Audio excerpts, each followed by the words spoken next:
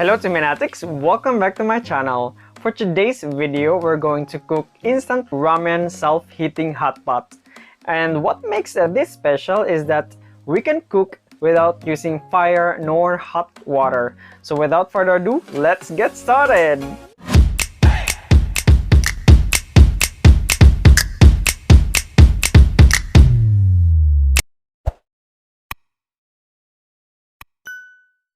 And this is it.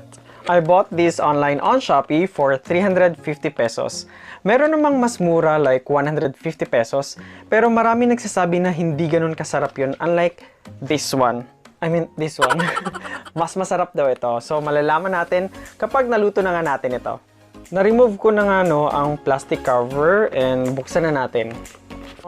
Meron tayong 4 ingredients. Yan, ito. Sa pagluluto. And then, ito na yung para maluto yung ating ramen. So, ang una nating gagawin ay hahaluin natin ang lahat ng ingredients. So, bubuksan natin ito.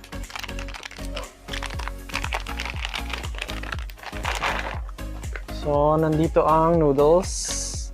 Yan. And then, what's this? Mga gulay? Gulay ata. Okay.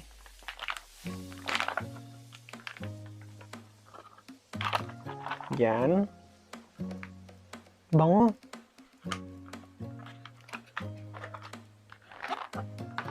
And then, siguro ito karne. Tama nga ako. Karne? Yeah.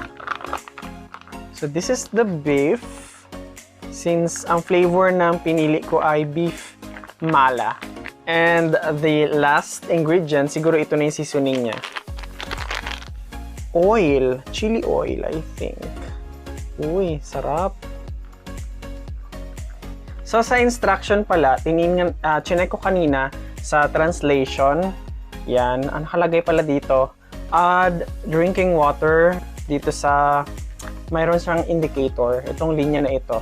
Hanggang dito natin ilalagay. So, medyo marami-raming tubig din. Ayan, lagay natin ng tubig.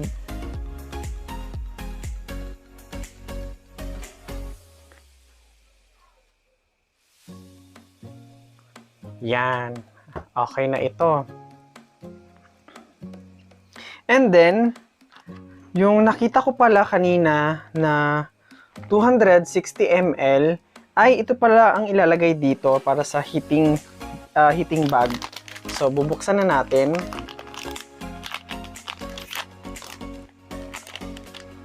So, merong warning na huwag nating bubuksan ito. Yan. Nalagay na natin dito. And, bubuhusan natin ng tubig na 260 ml. So, tansyahin na lang natin. 100 ml, 200 ml. Meron din pala dito ang tansyahan itong sa linya na ito. Kung nakikita nyo yan. Yan. Hindi dapat siya sumobra. Parang coke. Tumutunog. Uy! Katakot naman ito. Narinig nyo? Ito na, kumukulo na. Hala. Oh my God. Ito na. Nalalagay na.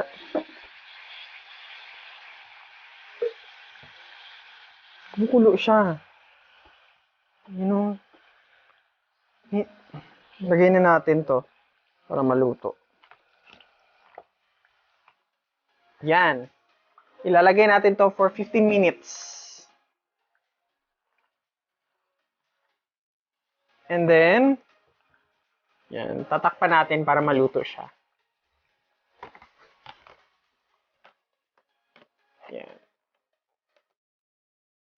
It has been 15 minutes already and still naririnig kong kumukulo na siya. Though medyo humina na. So let's check this out. Ayun! So mix natin. Oh my God. Looks good. Alam nyo, kinaganda nito. Sa napansin ko sa nakikita ko sa ngayon, ibang-iba sa mga instant noodles na ordinary kasi puro ano lang naman yun, powder, ganyan. Tapos ang karne niya dried, yung sa iba Pero ito karning-karne talaga, as in beef na beef. At kung gulay na gulay talaga. Sarap! Tsura pa lang, sarap-sarap na. Oh my God, nakakatakam naman. So, here it is. Our ramen is ready. So, sa nakikita ko, I think this is good for only me. No, in regular, I think, kapag sakto lang yung kainan naman, pwede na siya for 2 to 3 persons. Yeah. Pero ito, tatapusin na natin ito. At gusto ata makishare na naman ni Mr. Toko. Okay. Ko. Gusto mo? Lagi talaga siya timing ba?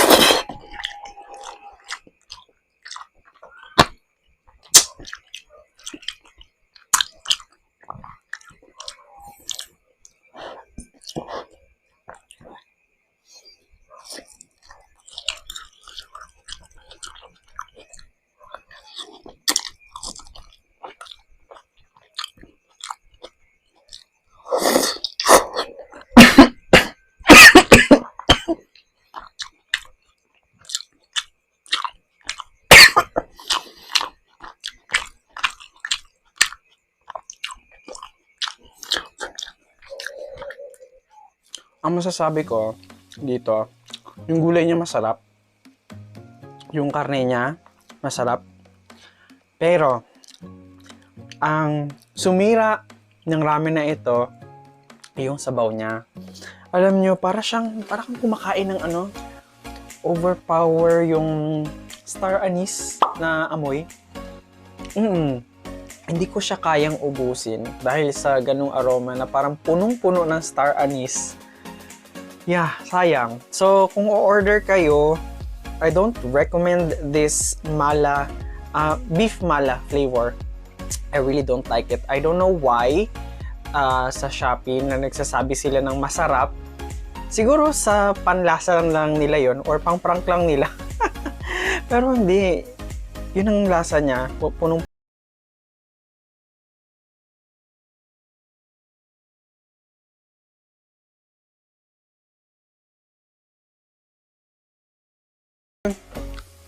overall, when it comes to innovation, I really like it because of the heating bag. Since napaka-convenient niya, lalo na kung aakit ka ng bundok,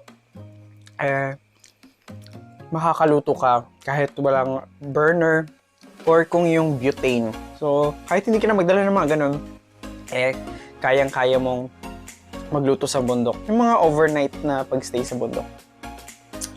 Pero, you just have to be careful sa pagpili ng flavor since ang flavor na ito ay hindi masarap. Totally. For me hindi ko gusto. So, yun lang. At least, nasubukan ko. Well, susubok pa ba ako ulit? Siguro, ibang flavors, pero never na itong flavor na ito. Hindi ko gusto. So, dito ko na tatapusin ang ating video. So, if you're new to my channel, don't forget to subscribe and click the bell button so that you will be notified on my upcoming videos. I hope to see you again. Thank you for watching. Bye!